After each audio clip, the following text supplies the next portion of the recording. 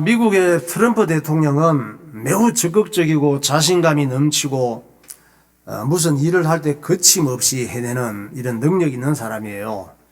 트럼프는 어릴 때부터 참 다행히 엄마 따라 교회를 열심히 다니고 또 예배를 잘 드리던 사람입니다. 그는 지금 두 번째 대통령에 취임했는데 이번에는 8년 전이죠. 첫 번째 취임 때와는 다르게 상당히 안정되고 차분해진 모습을 보여줬습니다. 그럼 뭐가 달라졌을까? 알고 보니까 이유가 있어요. 트럼프가 달라진 이유는 그분이 취임 연설을 할 때 알 수가 있었습니다. 그는 그 취임 연설에서 하나님께서 나를 죽음에서 살리셨다고 고백을 했습니다. 작년 7월이었죠. 선거운동을 할 때 펜실베니아 유세장에서 저격수가 총알을 쐈는데 이 총알이 귀를 뚫고 나간 거예요.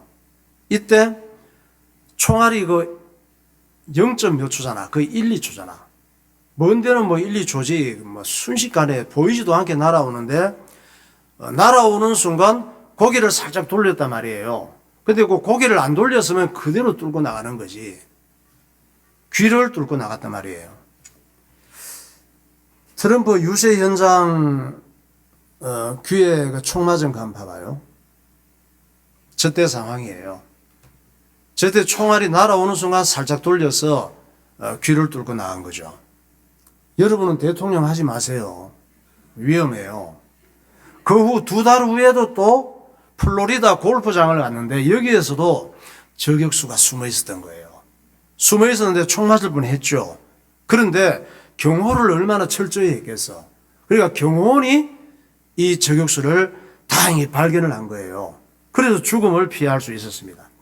그러니까 트럼프는 이 경험을 통해서 나를 살리는 것도 하나님이시고 미국을 살리시는 분도 하나님이시라고 고백하는 거예요.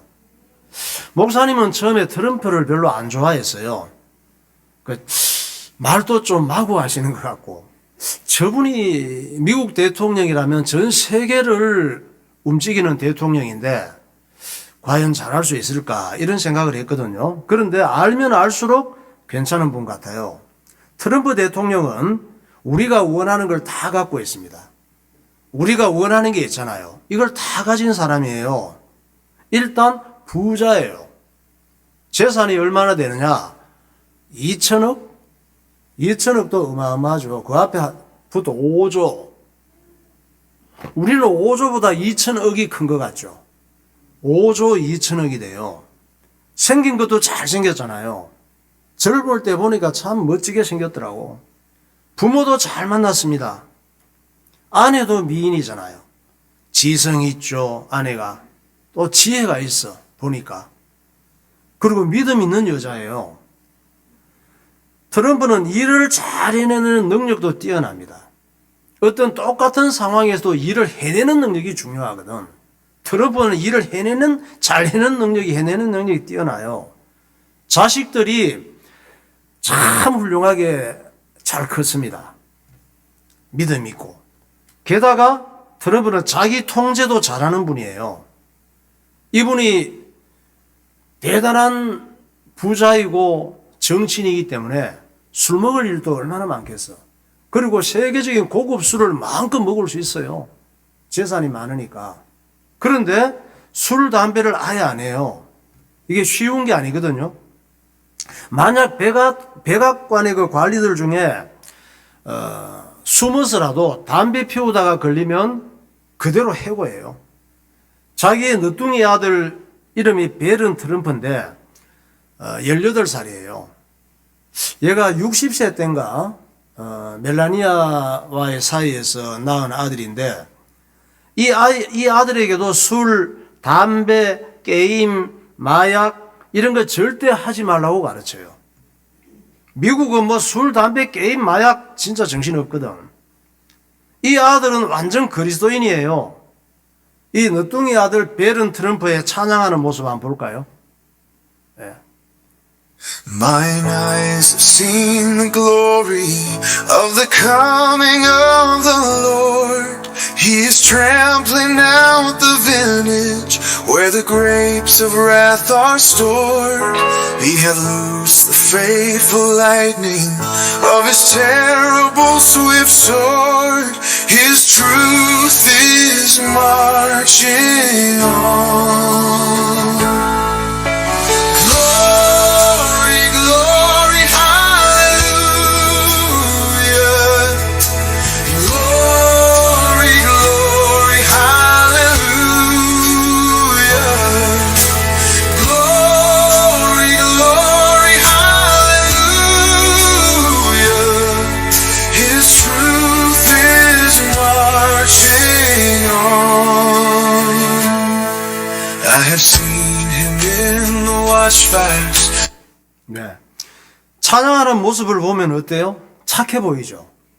순둥이처럼 보이죠? 전혀 순둥이가 아니에요. 속이 꽉 찬 청년입니다. 많은 기자들이 모여서 앞에 자기 아버지에 대해서 어떤 얘기를 할 때 얘가 좋은 쪽으로 얘기를 해서 완전히 미국에 이 아들의 수준이 어떤가를 보여줬거든요.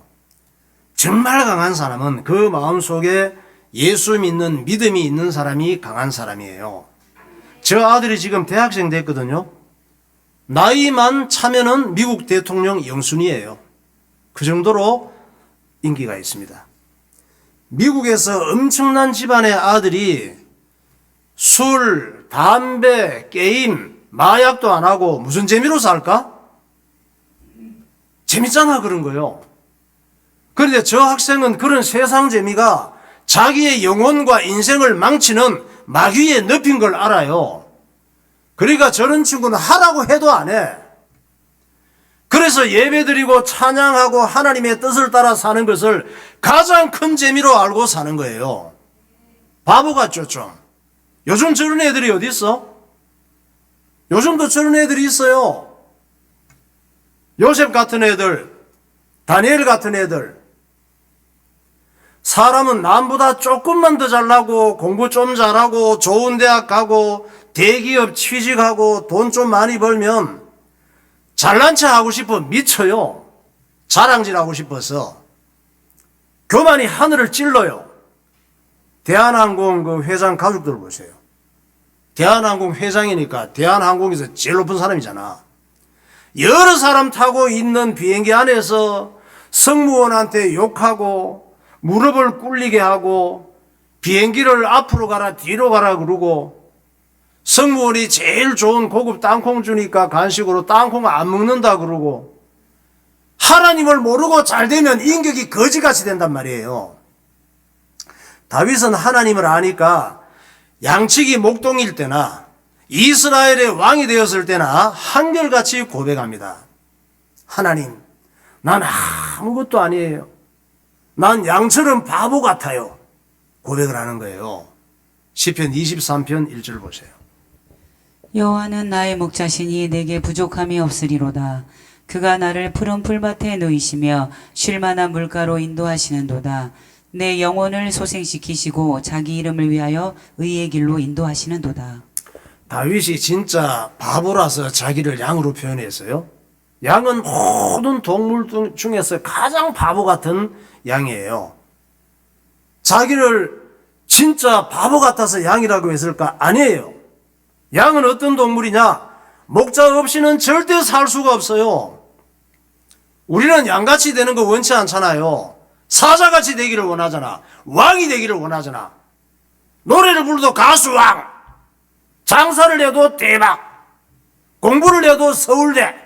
못 가서 그렇지. 양은 자기 힘으로 풀 있는 곳을 찾아갈 수 있는 능력이 없어요. 날카로운 이빨도 없습니다. 맹수들이 올 때 빨리 도망갈 수 있는 다리도 없어요.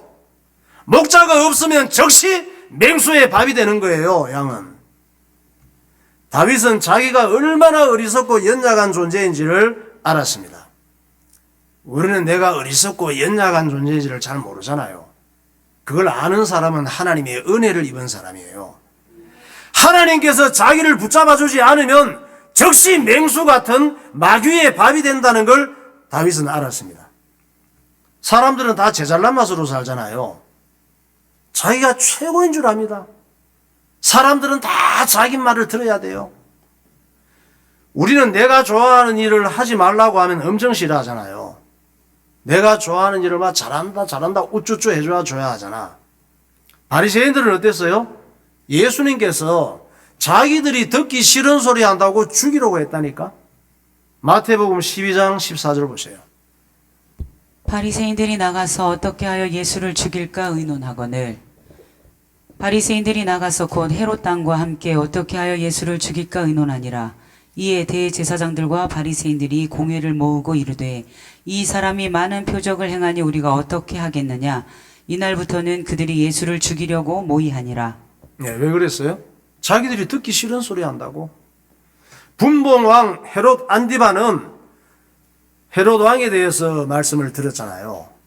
그 갈릴리 지역을 담당했던 헤롯 대왕의 아들 헤롯 안디바. 이 사람은 세례 요한이 책망을 했어요. 유대왕은 그렇게 살면 안 된다고. 부부에게 너네 인생 그렇게 살면 안 돼. 하나님께서 그렇게 살지 말라고 하셔서 이렇게 얘기하니까 자기가 듣기 싫은 소리 한다고 잡아다가 감옥에 가둬버렸어요. 감옥에 가둘 정도가 아니고 듣기 싫은 소리 한다고 막 불을 끌어서 죽이고 싶었어. 근데 죽일 수는 없었어요. 왜? 유대인들이 반란을 일으킬까봐 눈치만 보고 있었지. 언제 기회만 돼봐 너 죽여버릴 거야 이러고 있었어요. 마태복음 14장 3절 보세요. 전에 헤롯이 그 동생 빌립의 아내 헤로디아의 일로 요한을 잡아 결박하여 옥에 가두었으니 이는 요한이 헤롯에게 말하되 당신이 그 여자를 차지한 것이 옳지 않다 하였음이라. 헤롯이 요한을 죽이려 하되 무리가 그를 선지자로 여김으로 그들을 두려워하더니 마침 헤롯의 생일이 되어 헤로디아의 딸이 연석 가운데서 춤을 추어 헤롯을 기쁘게 하니. 예. 그러면 세례 요한이 왜 듣기 싫은 소리를 했을까? 왕에게. 왜냐하면 헤롯 왕이 자기 동생 아내가 이쁘고 마음에 든다고 뺏어와서 자기 아내를 삼은 거예요. 그럼 자기 동생은 어떻게? 아내를 빼앗긴 동생은. 그런 거 상관없어. 나만 좋으면 되니까. 그래서 세례 요한이 유대왕으로서 그런 짓 하는 것은 율법에 어긋나. 하나님께서 하지 말라고 한 거예요. 그런 얘기를 한 거예요. 그러니까 헤롯 왕이 일단 국민들을 선동 못하게 세례 요한을 그냥 두면 안 되잖아. 자꾸 저런 얘기를 하니까. 그래서 감옥에 가두고 죽일 기회를 찾고 있었던 거예요. 그리고 또 헤롯의 새 아내가 된 헤로디아도 자꾸만 세례 요한이 싫은 소리를 하니까 헤로디아도 생각을 한 거야. 아, 저 세례 요한을 어떻게 하면 죽일 수 있을까? 고민이 많았습니다. 그럼 세례 요한은 왜 그런 지적을 했을까? 위험한 줄 알면서도 그 말을 안 할 수가 없어요. 왜? 하나님께서 마음에 자꾸 그 말을 하라고 감동을 주시니까. 그래서 세례 요한은 구약의 마지막 선지자예요. 예수님 오시는 길을 말씀하고 죽었거든. 그러던 어느 날 헤롯 왕의 생일이 된 거예요. 그런데 헤로디아는 헤롯의 생일날을 디데이로 잡았어. 어떤 디데이? 세례 요한을 죽이는 디데이로 잡았습니다. 헤롯의 생일날 수많은 귀족들과 궁녀들이 모여서 왕궁에서 진수성찬을 하고 고급 포도주를 마시고 기분이 최고조에 달했을 때였습니다. 이때 헤롯 왕이 한마디 인사를 하는 거예요. 다들 내 생일에 오셔서 이렇게 축하해 주시니 몸둘 바를 모르겠구려. 모쪼록 우리 헤롯 왕조가 영원히 예루살렘을 잘 다스리도록 많은 기도와 협조를 바라오. 이래서 그랬더니 모여있던 귀족들과 궁녀들 모든 사람들이 마마 여부가 있겠사옵나이까. 성은이 망극하옵나이다. 천세 우리 임금님 천천세. 이래서 바로 그때 왕궁 내시가 임금님에게 아래요. 마마 헤로디아 왕비께서 임금님과 재혼할 때 데리고 온 딸 살롬의 공주에게 생신 축하 공연을 부탁했다고 아래요 마마 그랬어. 그랬더니 왕이 오 하하하 기특한 것 그래 예루살렘 대학에서 전통 춤을 전공했다더니 오늘에야 볼 수 있겠구나. 그래 좋다고 해라 이랬어요. 아 근데 헤로디아의 딸이 나왔는데 속이 다 내 보이는 이 옷을 입고 벗은 듯이 나와서 춤을 추는데 모든 이 관중들과 헤롯 왕을 훅가게 만든 거야. 살로메의 춤 한번 봐요. 그림이에요. 네. 자, 저렇게 춤이 끝났을 때 술에 취해서 기분이 업된 헤롯 왕이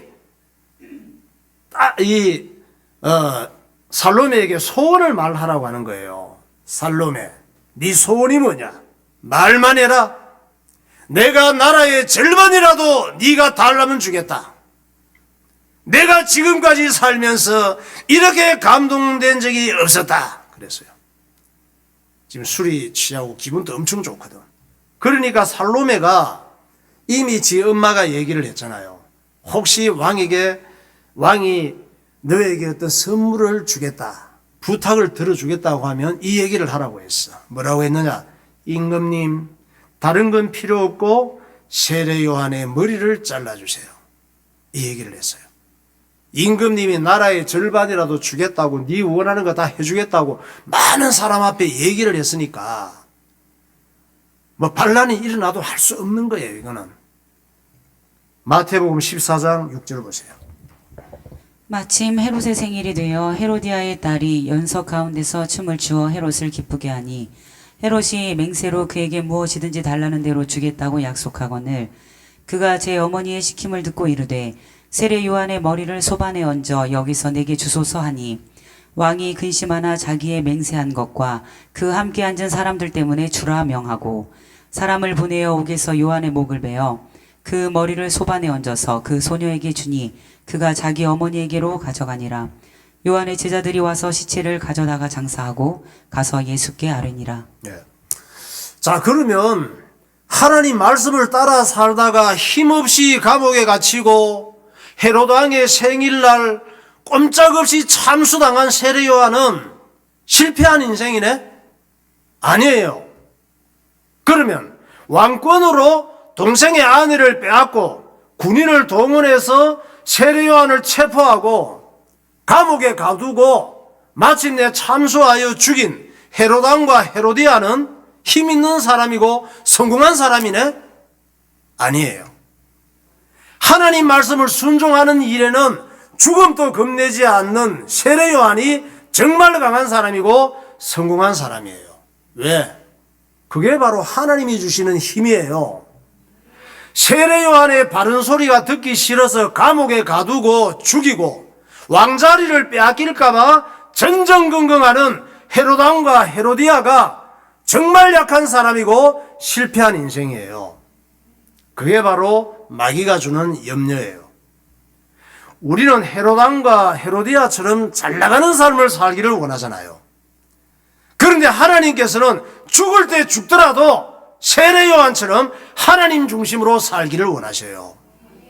헤롯 왕은 마귀의 자녀들이 사는 방법이에요. 세례 요한은 하나님의 자녀들이 사는 방법이에요. 할렐루야. 예, 찬양하겠습니다. 이제 내가 살아도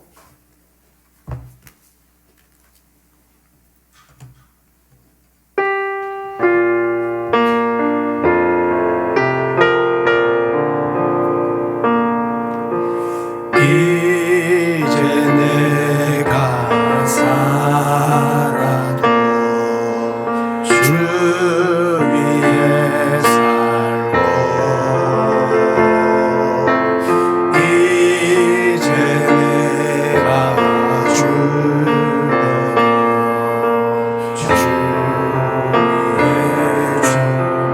하늘 영광 보여주며 하늘 영광 보여주며 날 보라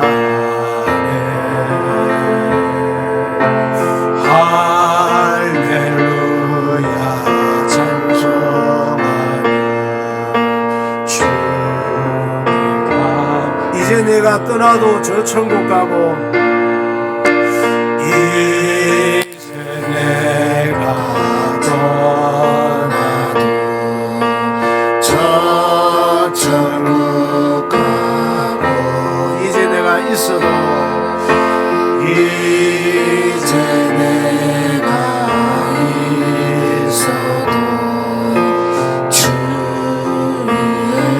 집 우리 예수 찬송하며 우리 예수 찬송하며 나는 가겠네 천군 천사가 밟으며 마중 나오네 그러므로 나는 사나 죽으나 그러므로 나는 살아 죽으나 주님의 것이요 살아 죽으나 살아 죽으나 날 위해 피 흘리신 내 주님의 것이요 아멘. 자, 세례 요한을 죽인 헤롯 안디바는 아주 이기적이고 교활한 왕이었습니다. 그는 예수님까지도 죽이려고 해요. 그러니까 사람들은 자기한테 뭔가 이익이 되고 돈이 좀 되면 못하는 짓이 없어요. 사람까지 죽입니다. 없는 사람 사기까지 치고 결국 바리새인들과 헤롯 왕과 로마 총독 빌라도가 평소에는 관계가 안 좋았는데 자기들의 정치적인 이익 때문에 예수님을 십자가에 못 박아 죽이는 일에 하나가 돼요. 그러니까 그들은 다 신분이 마귀의 자식들이라는 얘기지. 그 예수님은 헤롯 안디바를 교활한 여우라고 했어요. 마귀가 하는 짓이 교활해요. 세상 사람들이 하나님 없이 살면 다 간사하고 이기적이고 교활하기 짝이 없습니다. 누가복음 23장 10절 보세요. 대제사장들과 서기관들이 서서 힘써 고발하더라. 헤롯이 그 군인들과 함께 예수를 업신 여기며 희롱하고 빛난 옷을 입혀 빌라도에게 도로 보내니 헤롯과 빌라도가 전에는 원수였으나 당일에 서로 친구가 되니라. 곧 그때에 어떤 바리새인들이 나와서 이르되 나가서 여기를 떠나소서 헤롯이 당신을 죽이고자 하나이다. 이르시되 너희는 가서 저 여우에게 이르되 오늘과 내일은 내가 귀신을 쫓아내며 병을 고치다가 제3일에는 완전하여지리라 하라. 네. 사람이 내 중심으로 내 좋은 대로 살잖아요. 내 중심으로 내 좋은 대로 살 수 있지만 그렇게 살면 헤롯왕처럼 여우가 되고 예수님을 버리는 인생이 되고 하나님과 원수되어 살다가 멸망하는 거예요. 오늘 본문은 우리 그리스도인들이 어떻게 살아야 될지를 가르쳐주고 있습니다. 이스라엘 민족이 옆나라 미디안군에게 짓밟혔잖아요. 하나님께서 그렇게 했다고 그러잖아. 식민지가 되어서 고통을 당하고 있을 때 하나님께서 기드온을 불러내서 싸우게 하십니다. 이스라엘 민족을 짓밟고 침략하게 하시고 고통당해서 부러지니까 또 사람을 보내서 구원의 길을 열어주시는 거예요. 예수 믿는 사람의 인생이 그래요. 여기서 기드온은 성도들을 의미합니다. 미디안군은 죄, 마귀, 세상 문화를 의미하는 거예요. 그러니까 문제는 그 미디안군이 내 속에 가득 들어와 있다는 사실이에요.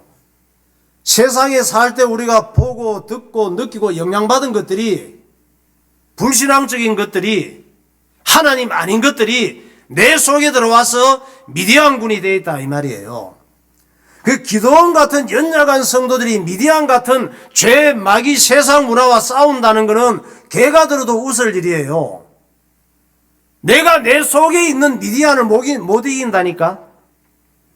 그래서 기드온이 자꾸만 하나님 앞에 믿을 만한 증거를 보여달라고 요구하잖아요. 성경은 뭐냐? 성경 전체가 믿을 만한 증거로 가득 차 있습니다. 문제가 뭐예요? 성경 전체가 믿을 만한 증거로 가득 차 있는데 내가 안 믿는 거예요. 우리의 불행이 뭐냐? 눈에 보이는 것만 믿는 거예요. 눈에 보이는 게 믿음이에요? 그건 이미 믿음이 아니지.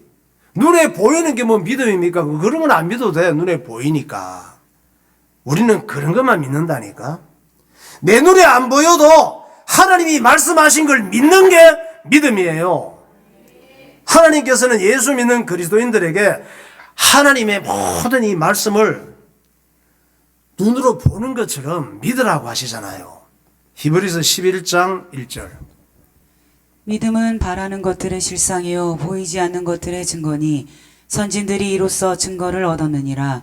믿음으로 모든 세계가 하나님의 말씀으로 지어진 줄을 우리가 아나니 보이는 것은 나타난 것으로 말미암아 된 것이 아니니라.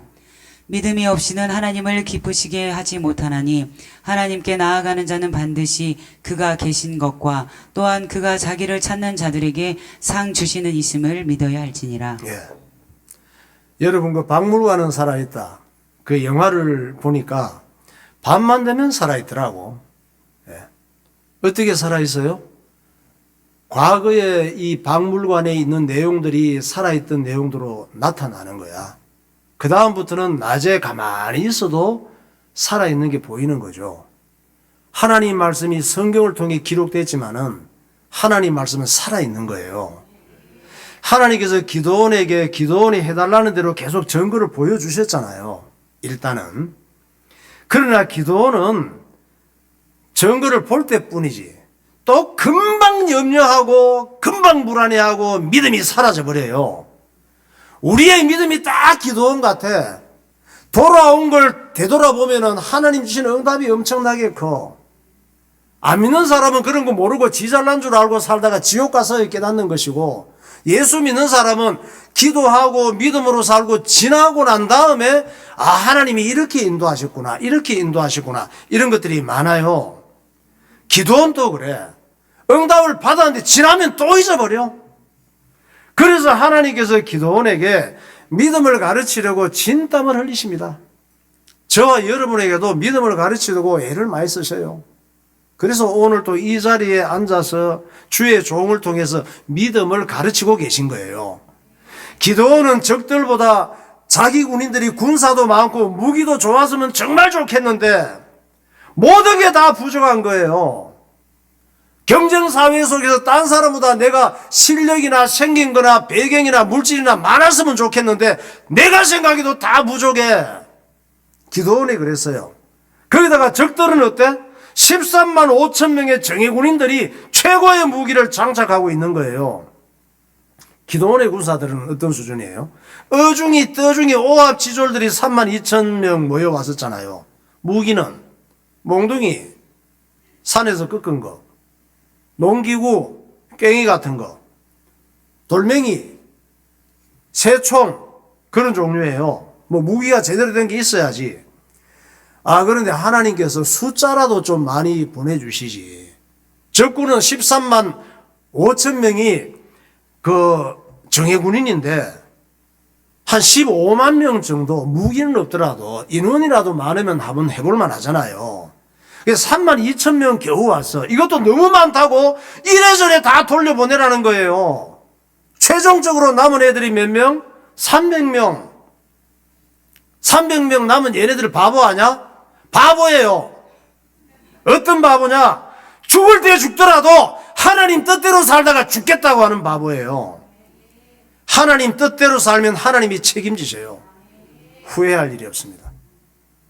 저는 예수 믿고 주의 일 하다가 후회한 적이 없어요. 얼마나 감사한 일밖에 없어요. 진짜 바보가 누구냐? 내 뜻대로 사는 사람이 진짜 바보예요. 기도원이 인간적으로 찌질해 보이는 300명을 보니까 기가 막혀. 저런 것들 데리고 어떻게 싸우냐. 미디안군하고. 자기도 집에 돌아가고 싶어. 기도원이. 그러고 있는데 하나님께서 말씀하시는 거예요. 기도원아, 적군 진영으로 숨어 들어가서 정탐을 하라. 그러는 거야. 헉! 집에 돌아가고 싶은데 적군 진영으로 들어가라는 거야. 사사기 7장 9절. 그 밤에 여호와께서 기드온에게 이르시되 일어나 진영으로 내려가라. 내가 그것을 내 손에 넘겨주었느니라. 만일 내가 내려가기를 두려워하거든 내 부하 불화와 함께 그 진영으로 내려가서 그들이 하는 말을 들으라. 그 후에 내 손이 강하여져서 그 진영으로 내려가리라 하시니 기드온이 이에 그의 부하 불화와 함께 군대가 있는 진영 근처로 내려간즉. 지금 기도원은 하나님 말씀을 불순종할 수가 없어요. 앞에서 일어났던 일들 봤지. 그걸 통해서 하나님 말씀을 불순종하는 건 죽음이라고 하는 걸 알고 있어. 또 하나님께서 이런 일들을 볼 때 뭔가 이길 수 있겠다는 믿음도 조금은 있었단 말이에요. 근데 기도원이 하도 떨고 있으니까 하나님께서 또 믿음을 가지라고 적진 속으로 가보게 하시는 거예요. 무슨 얘기예요? 기도원아, 떨고 있지 말고 한번 가봐. 별 거 없어. 겁낼 거 없어. 내가 다 작업을 해놨단다. 이 얘기예요. 근데 적진에 가보니까 밤에 하나님 부르셔서 가보라고 했잖아. 장난이 아니에요. 예상보다 훨씬 더 대단해. 가보니까. 사사기 7장 12절. 미디안과 아말렉 동방의 모든 사람들이 골짜기에 누웠는데 메뚜기의 많은 수와 같고 그들의 낙타의 수가 많아 해변의 모래가 많음 같은지라. 네. 그리스도인의 적인 죄와 마귀의 역사와 세상 문화는 예상보다 훨씬 대단해요. 우리가 세상에 나가면 세상이 대단해 보여. 밤에 변장을 하고 이 상황을 보고 기가 죽어 있는데 어떤 병사가 친구하고 이야기하는 걸 듣게 돼요. 어떤 얘기냐? 이 병사가 자기가 꿈을 꾼 걸 이야기하는 거예요. 이 병사가 꿈을 꿨대. 그런데 보리떡이 한 덩어리가 미디안 장막으로 굴러오더니 미디안 군대를 장막을 쳤다는 거예요. 치는데 이 장막이 박살났다는 거야. 보리떡 한번 봐요. 저 보리떡. 저게 이제 그들이 먹는 보리떡이거든요. 이 보리떡이 둥글둥글 굴러오더니 미디안 장막을 쳤다는 거야. 그런데 저 보리떡이 어떻게 군용 장막을 쳤는데 박살을 내니? 그런데 친구의 꿈을 들은 다른 병사가 꿈 해몽을 기가 막히게 하는 거예요. 와, 친구야, 그 꿈은 보통 꿈이 아니야. 그 꿈은 이스라엘 군대를 이끄는 기드온의 하나님이 미디안 군과 미디안 연합군을 물리치는 것 같아. 그 꿈인 것 같아. 이렇게 얘기를 하는 거야. 그러니까 하나님도 모르는 미디안 병사가 기드온보다 훨씬 믿음이 좋아. 꿈 해석도 잘하고. 기드온이 이 병사들의 말을 듣고 믿음이 확 생기는 거예요. 우리는 믿음이 이상한 데서 생겨. 무당의 꿈 얘기를 하나님 말씀보다 더 믿는 사람도 많아요. 사사기 7장 13절 보세요. 기드온이 그곳에 이른즉 어떤 사람이 그의 친구에게 꿈을 말하여 이르기를 보라, 내가 한 꿈을 꾸었는데 꿈에 보리떡 한 덩어리가 미디안 진영으로 굴러들어와 한 장막에 이르러 그것을 쳐서 무너뜨려 위쪽으로 엎으니 그 장막이 쓰러지더라. 그의 친구가 대답하여 이르되 이는 다른 것이 아니라 이스라엘 사람 요아스의 아들 기드온의 칼이라. 하나님이 미디안과 그 모든 진영을 그의 손에 넘겨주셨느니라 하더라. 기드온이 그 꿈과 해몽하는 말을 듣고 경배하며 이스라엘 진영으로 돌아와 이르되 일어나라, 여호와께서 미디안과 그 모든 진영을 너희 손에 넘겨주셨느니라 하고. 기드온이 저 꿈 얘기를 듣고 믿음이 확 생겼단 말이에요. 이 어떤 믿음일까? 그것은 기드온은 보리떡이 뭔지를 알고 있었기 때문이에요. 저 보리떡이 덩어리가 별거 아닌데 이스라엘 민족들은 저 보리떡의 의미를 알고 있거든. 보리떡은 이스라엘 민족들이 애굽에서 종노릇하다가 하나님께서 출애굽해서 모세를 통해서 출애굽해서 가나안 땅에 들어올 때 처음 먹은 곡식이에요. 그 보리떡은 이스라엘 민족이 애굽에서 종노릇할 때 하나님께서 미리 예언하신 거예요. 모세에게. 뭐라고 예언했느냐? 하나님께서 이스라엘 민족들이 애굽에서 종노릇할 때 해방도 할 수가 없어. 자기들 능력으로는 그때 현재 상황에서 볼 때 하나님께서 모세에게 미리 말씀하셨어. 애굽에서 이스라엘 민족들이 종노릇할 때 내가 너희들을 가나안 땅에 가게 할 거야. 말도 안 되죠. 그때 상황에는 내가 너희들을 가나안 땅에 가게 할 것이고 너희들은 가나안 땅에 들어가서 첫 열매인 보리를 거두고 보리떡을 먹게 될 거야. 이 예언을 하신 거예요. 레위기 23장 9절 보세요. 여호와께서 모세에게 말씀하여 이르시되 이스라엘 자손에게 말하여 이르라. 너희는 내가 너희에게 주는 땅에 들어가서 너희의 곡물을 거둘 때에 너희의 곡물의 첫 이삭 한 단을 제사장에게로 가져갈 것이요. 예. 이 첫 이삭 한 단이 뭐냐? 보리 한 단이라 이 말이에요. 그때 들어갈 시기의 처음 열매. 보리떡을 의미하는 거예요. 그러니까 이 보리떡은 뭐예요? 기존의 이스라엘 민족들이 생각하는 보리떡은 하나님의 말씀은 반드시 눈에 보이는 현실로 이루어진다는 걸 보여주는 거예요. 기존의 보리떡이 굴러와서 치는 걸 봤을 때, 아, 보리떡.